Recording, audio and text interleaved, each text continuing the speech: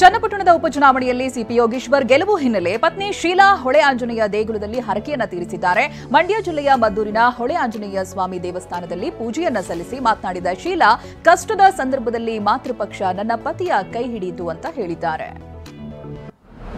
ಚನ್ನಪಟ್ಟಣದ ಸೋಲಿನೊಂದಿಗೆ ನಿಖಿಲ್ ಕುಮಾರಸ್ವಾಮಿ ಮೂರನೇ ಬಾರಿಗೆ ಚುನಾವಣಾ ಸೋಲನ್ನ ಅನುಭವಿಸಿದಂತಾಗಿದೆ. ಈ ಬಗ್ಗೆ ಮಾತನಾಡಿದ ನಿಖಿಲ್, ಸೋಲಿನಿಂದ ಯಾವುದೇ ಕಾರಣಕ್ಕೂ ಎದೆಗುಂದೋದಿಲ್ಲ ಅಂತ ಹೇಳಿದ್ದಾರೆ. ಯಾಸಿರ್ ಖಾನ್ ಪಠಾಣ್ ನಿನ್ನೆ ಬೆಳಗಾವಿಯಲ್ಲಿ ಸತೀಶ್ ಜಾರಕಿಹೊಳಿಯನ್ನ ಭೇಟಿಯಾಗಿ ಧನ್ಯವಾದವನ್ನ ತಿಳಿಸಿದರು. 30 ವರ್ಷದಿಂದ ಶಿಗ್ಗಾವಿ ವನವಾಸವನ್ನ ಅನುಭವಿಸ್ತಾ ಇತ್ತು. ನಮ್ಮಂತ ಕಾರ್ಯಕರ್ತರನ್ನ ಗೆಲ್ಲಿಸಿದ್ದು ಸತೀಶ್ ಜಾರಕಿಹೊಳಿ. ಇದು ಸತ್ಯನ ಕನಸ ಅನ್ನೋ ಸ್ಥಿತಿಯಲ್ಲಿ ನಾನಿದ್ದೇನೆ ಎಂದಿದ್ದಾರೆ. ಸಂಡೂರಿನ ರೆಡ್ಡಿ ರಾಮುಲು ದೋಸ್ತಿ ಕಮಾಲ್ ಮಾಡೋದಕ್ಕೆ ಹೋದ್ರು. ಆದರೆ ಕಾಂಗ್ರೆಸ್ನ ದೋಸ್ತಿಗಳನ್ನ ಮಕಾಡೆ ಮಲಗಿಸಿದೆ ಕಾಂಗ್ರೆಸ್. ಅನ್ನಪೂರ್ಣ ತುಕಾರಾಂ ಜಯಗಳಿಸಿದ್ದು ಸಂಡೂರು ಸತತ 4ನೇ ಬಾರಿಗೆ ಕಾಂಗ್ರೆಸ್ನ ಭದ್ರಕೋಟೆಯಾಗಿ ಹೊರಹೊಮ್ಮಿದೆ. ಡಿಸೆಂಬರ್ 5ರಂದು ಹಾಸನ ಜಿಲ್ಲೆಯಲ್ಲಿ ಸಮಾವೇಶ ನಡೆಸುವುದಕ್ಕೆ ಸಿದ್ಧತೆ ಸಿದ್ದರಾಮಯ್ಯ ಪ್ಲಾನ್ ಅನ್ನ ಮಾಡಿಕೊಂಡಿದ್ದಾರೆ. ಉಪಚುನಾವಣೆ ಗೆಲುವಿನ ಬೆನ್ನಲ್ಲೇ ದೇವೇಗೌಡರ ತವರು ಜಿಲ್ಲೆಯಲ್ಲಿ ಶಕ್ತಿ ಪ್ರದರ್ಶನಕ್ಕೆ ತಯಾರಿಯನ್ನು ನಡೆಸಿದ್ದು ನಿನ್ನೆ ಸಚಿವ ರಾಜಣ್ಣ ಮೀಟಿಂಗ್ ಮಾಡಿದ್ದಾರೆ. ವಕ್ಫ್ ವಿರುದ್ಧ ಸಮರ ಸಾರಿರುವ ಬಿಜೆಪಿ ಶಾಸಕ ಬಸನಗೌಡ ಪಾಟೀಲ್ ನೇತೃತ್ವದಲ್ಲಿ 1 ತಿಂಗಳ ಕಾಲ ಜನಜಾಗೃತಿ ಸಮಾವೇಶ ನಡೆಯಲಿದೆ. ಬೀದರ್ ಜಿಲ್ಲೆಯಲ್ಲಿ ಆರಂಭವಾಗುವ ಅಭಿಯಾನದಲ್ಲಿ ರಮೇಶ್ ಜಾರಕಿಹೊಳಿ, ಅರವಿಂದ್ ಲಿಂಬಾವಳಿ, ಕುಮಾರ್ ಬಂಗಾರಪ್ಪ, ಪ್ರತಾಪ್ ಸಿಂಹ ಸೇರಿ ಪ್ರತ್ಯೇಕ ಮಿತ್ರಕೂಟದ ಮುಖಂಡರು ಭಾಗಿಯಾಗಲಿದ್ದಾರೆ. ರೈತರಿಗೆ ವಕ್ಫ್ ನೋಟಿಸ್ ನೀಡಿರುವುದನ್ನು ವಿಶ್ವ ಹಿಂದೂ ಪರಿಷತ್ ಖಂಡಿಸಿದೆ.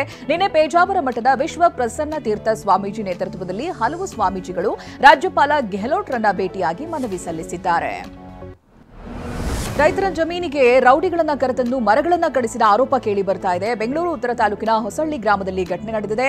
ರೈತ ಸೈಯದ್ ಮೋದಿನ್ ಎಂಬುವರ ಜಮೀನಿನಲ್ಲಿ ಮರಗಳನ್ನ ಸಾತನೂರು ಗ್ರಾಮದ ಗೋಪಿ ಆನಂದ್ ಕೃಷ್ಣ ಎಂಬುವರು ಕಡಿಸಿದ್ದು ಕೇಳಲು ಹೋಗಿದ್ದಕ್ಕೆ ದೌರ್ಜನ್ಯ ಎಸಗಿದ ಆರೋಪ ಕೇಳಿ ಬಂದಿದೆ. ಯುವಕನ ಕಿಡ್ನಾಪ್ ಮಾಡಿ ಹಣ, ಚಿನ್ನ ಸುಲಿಗೆ ಮಾಡಿದ 7 ಜನರನ್ನ ಬಂಧಿಸಲಾಗಿದೆ. ಆಂಧ್ರದ ನೆಲ್ಲೂರು ಗ್ರಾಮದ ಆರೋಪಿಗಳನ್ನ ಕೋರಮಂಗಲ ಪೊಲೀಸರು ಅರೆಸ್ಟ್ ಮಾಡಿದ್ದಾರೆ.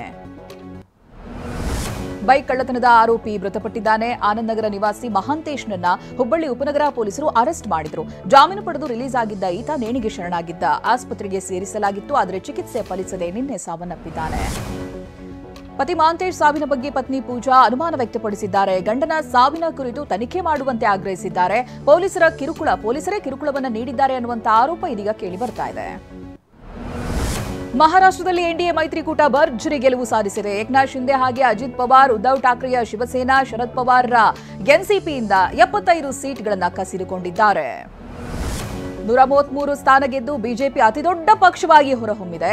ಡಿಸಿಎಂ ಆಗಿರೋ ಬ್ರಾಹ್ಮಣ ಸಮುದಾಯದ ದೇವೇಂದ್ರ ಫಡ್ನವೀಸ್ ಮುಂದಿನ ಸಿಎಂ ಆಗುವಂತ ಸಾಧ್ಯತೆ ಇದೆ. ಆದರೆ ಫಡ್ನವೀಸ್ 3 ಮೈತ್ರಿ ಪಕ್ಷಗಳ ನಾಯಕರು ಕೂತು ಚರ್ಚಿಸಿ ನಿರ್ಧಾರವನ್ನ ಕೈಗೊಳ್ಳುತ್ತಾರೆ ಅಂತ ಹೇಳಿದ್ದಾರೆ.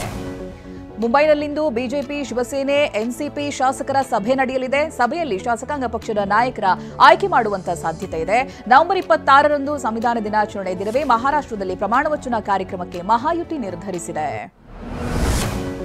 ಮೊದಲ ಬಾರಿಗೆ ಚುನಾವಣೆ ಎದುರಿಸಿರುವಂತಹ ಪ್ರಿಯಾಂಕಾ ಗಾಂಧಿ ತಮ್ಮ ಅಣ್ಣನ ದಾಖಲೆಯನ್ನೇ ಸರಿಗಟ್ಟಿದ್ದಾರೆ. 2024ರ ಲೋಕಸಭೆ ಚುನಾವಣೆಯಲ್ಲಿ ರಾಹುಲ್ ಗೆಲುವಿನ ಅಂತರ 3,64,422 ಆಗಿತ್ತು. ಆದರೆ ಪ್ರಿಯಾಂಕಾ 4,10,931 ಮತಗಳನ್ನು ಗಳಿಸಿದ್ದಾರೆ.